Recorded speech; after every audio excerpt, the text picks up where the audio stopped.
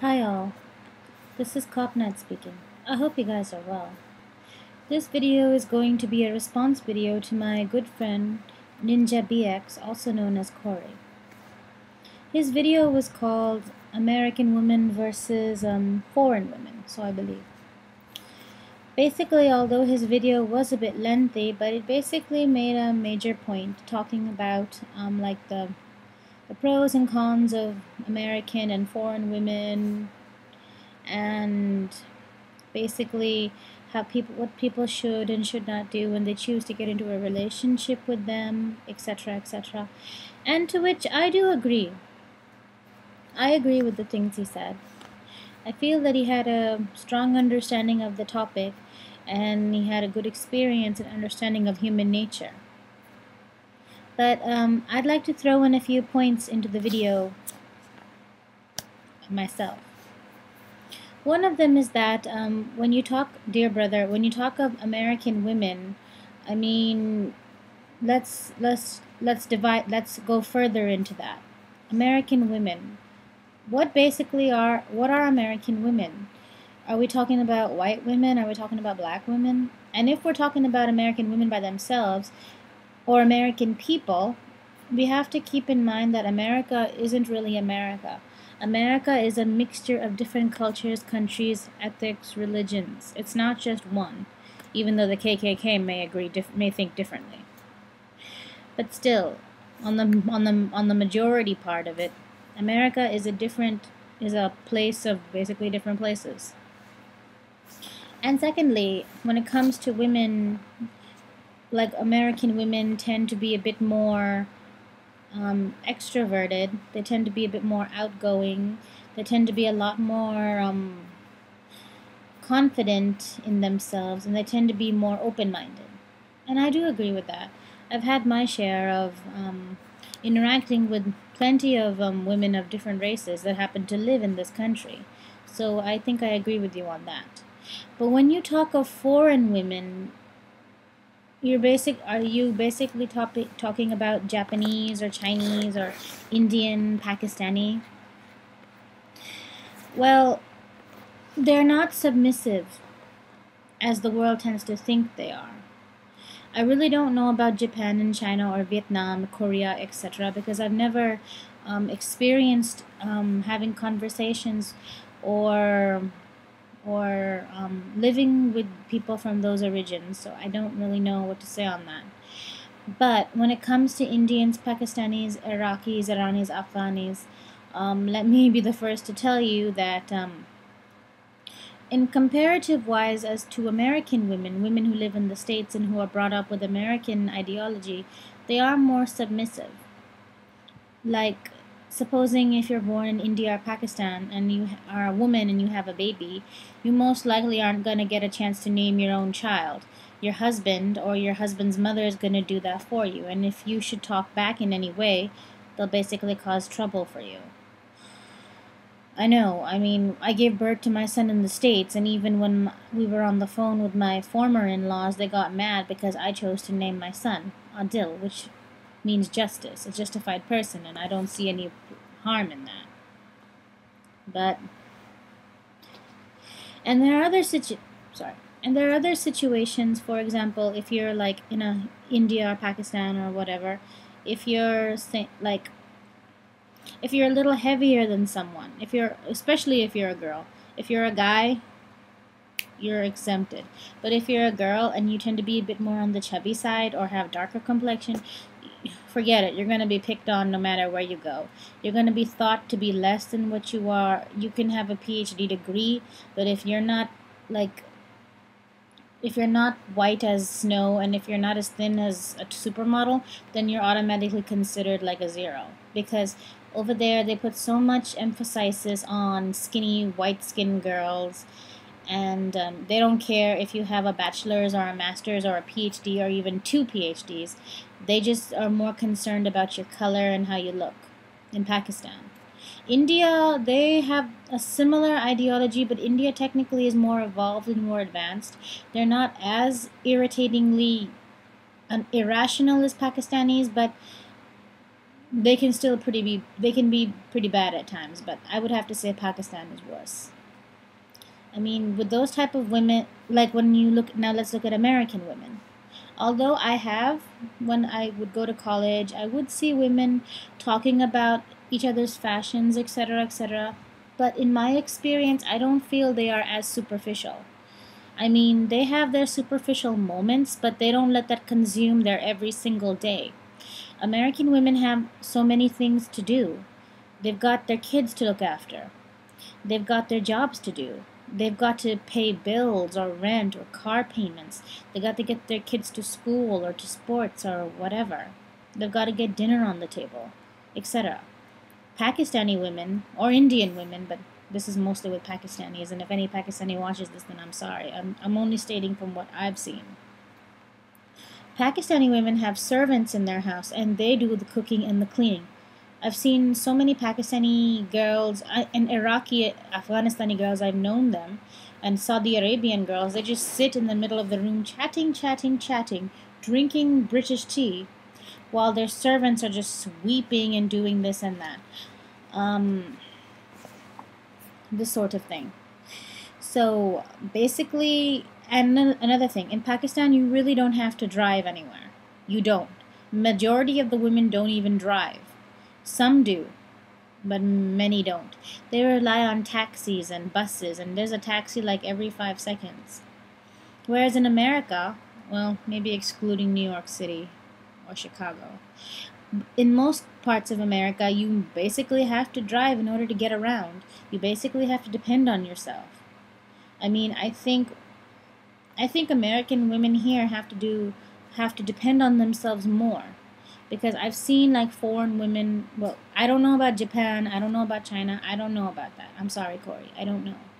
But when it comes to girls like with Pakistan and India, they can depend on their brothers or their fathers or their uncles.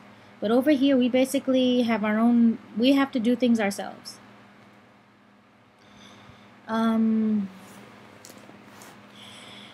Let's see. Another thing, fashion and superficiality. I mean, that's the thing. I'm sorry, and let me continue this. The American women here are so busy. Yeah, they go to clubs. Most of them do, or some of them do. To each his own. Some of them go to clubs. Some of them go to Starbucks. Some of them go to the library, etc. But the thing is, they balance everything they do. They still manage to go to work. They still manage to go to school. They still manage to look after their kids. Whereas girls in Pakistan, many of them only study up till what? Maybe the 3rd year of college or the 2nd year of college, and they go and they get married. Now, I have nothing against marriage. I was 19 years old when I got married, because like most Muslims or any conservative religion, we don't believe in boyfriends or premarital sex. I don't tolerate that. So we get the girls and the boys married.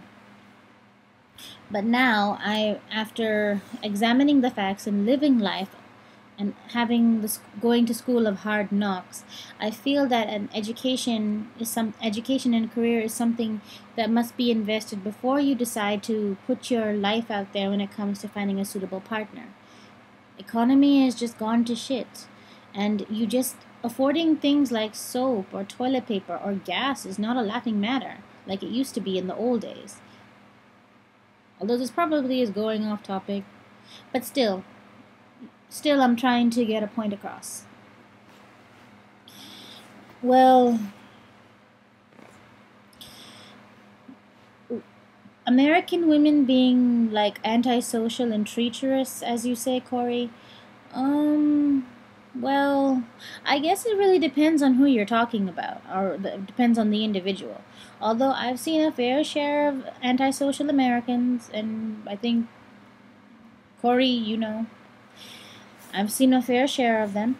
But technically, Corey, they're not. If they're, let's say, most of them, and if they happen to be white, they're technically not really American. They're the descendants of people who came from Britain. They're the descendants who came from Ireland. They're the descendants who came from Scotland, the descendants of Russia, etc. So technically, I wouldn't really consider them American. But but we have to stick to the geographical point, so they would be American. as you've said that many of them can, or some of them can be antisocial, I think it really depends from person to person, because I've seen several women who are antisocial, but I have met many of them who are not and who are as gentle as lambs. I mean, although American women do get the reputation for being like bold and outgoing, but I think that's a good thing when you look at it from the good perspective. In this world, when in such a competitive world, a person needs to be bold. A person needs to be outgoing and extroverted. But on the other hand, a person should not be arrogant, and a person should not try to crush another person. Shouldn't try to step on another person's toes. They shouldn't. And if there are some ignorant women who like when you said that if you greet them or say hi to them, they might either ignore you or they might say shit about you behind their back, let them be. But let the barking dogs bark, because barking dogs seldom bite. I mean, they're not to be worried about. They're just miserable, internally miserable, and they just want to make other people miserable.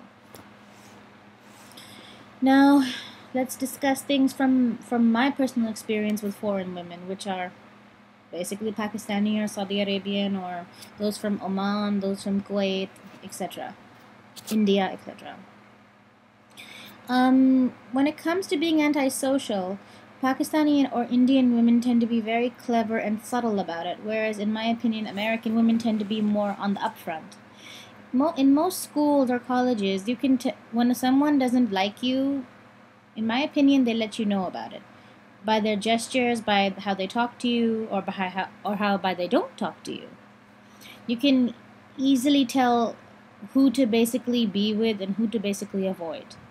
But when it comes to Pakistani women or Indian women or Afghani women, Irani women, Saudi Arabians, you really need to be careful. They are chameleons. They are masters of disguise. They can be smiling as sweet as day, but they can, in their eyes, they have that murder. It's almost as if they're like, it's almost as if you can see them thinking, I'm gonna murder your entire family.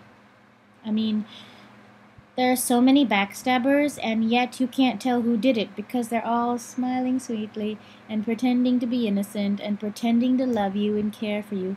They say the sweetest things about you. They try to, or at least appear to, pump you up with so much confidence, and then the day when the chips are down, they magically disappear. And another thing I should add, they are very much Eastern women. They are very much, I don't, well, like, I've learned that in the places of America, like Salem, Massachusetts, or other places, they're into witchcraft. But I know for a fact that India, Pakistan, you're gonna find witchcraft on every doorstep. Women over there find satisfaction in cursing other women through incantations and spells. Now, sometimes the spells will work, and sometimes they won't work. This spell, and before anyone starts going crazy, the spells don't exactly make you fly in the air or turn into a dog. These spells, technically are supposed to make you, they're supposed to make your mind go a little slower. They make you feel sick, they make you feel weak, they make you doubt yourself, etc. That's basically what the magic does. Although I have heard from some of my friends that, when her mother passed away, she told me that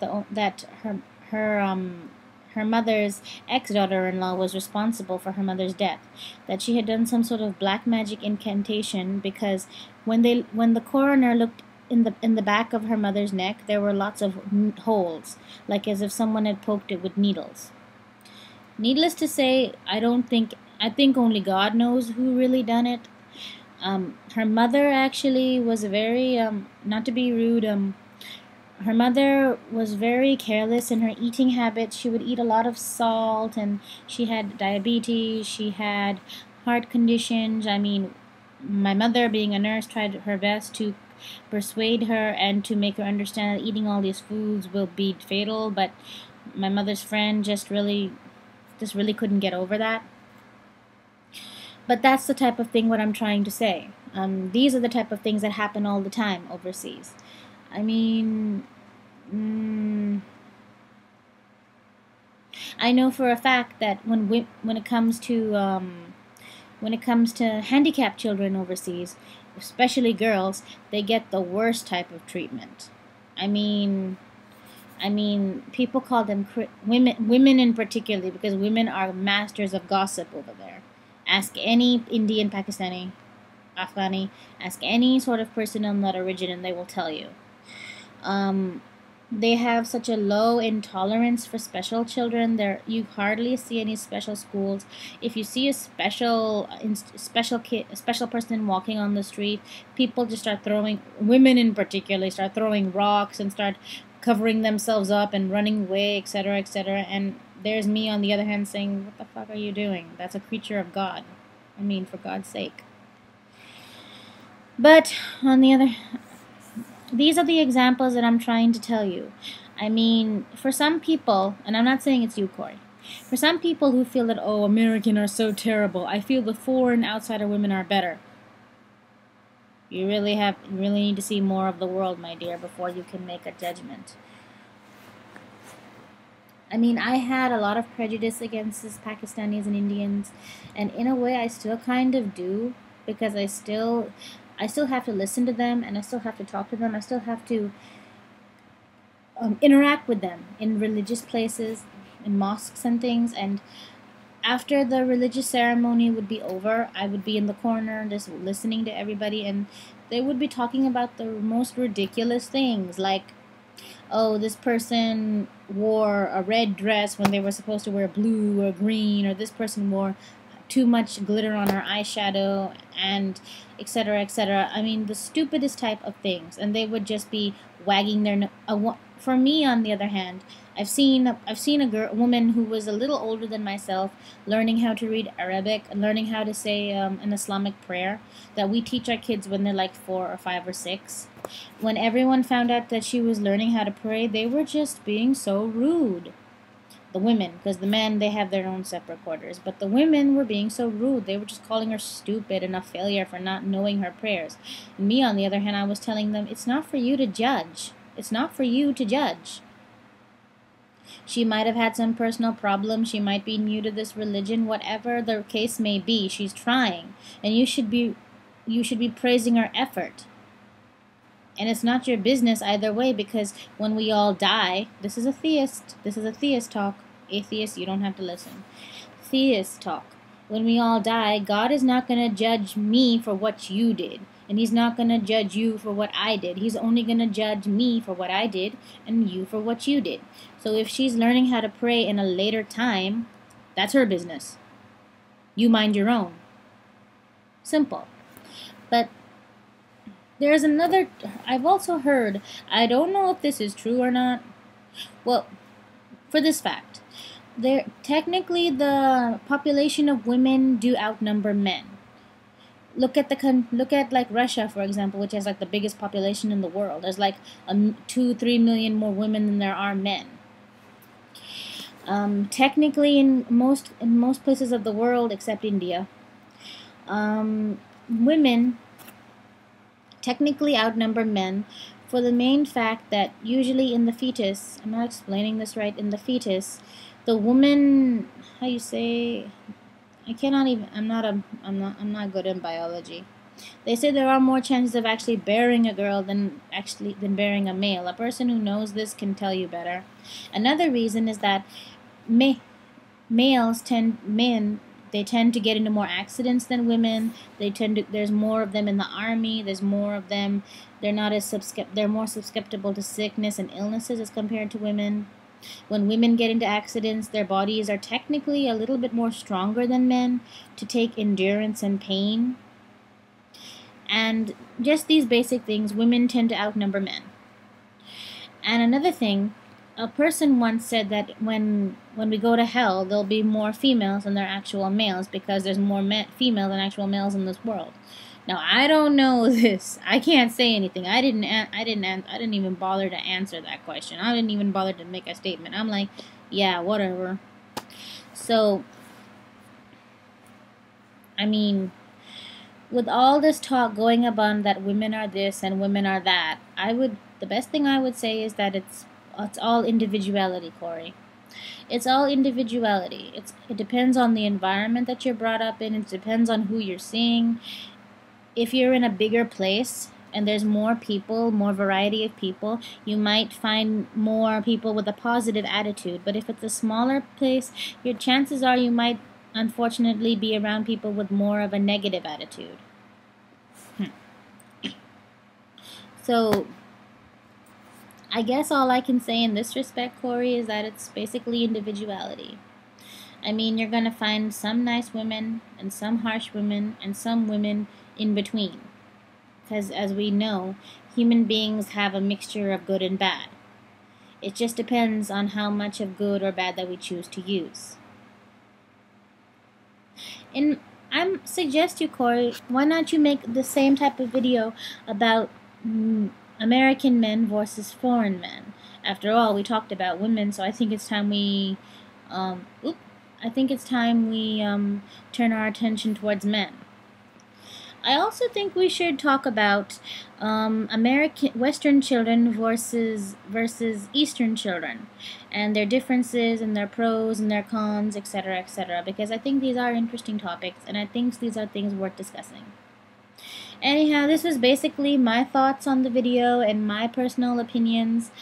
And, well, Corey, and everybody else, over and out.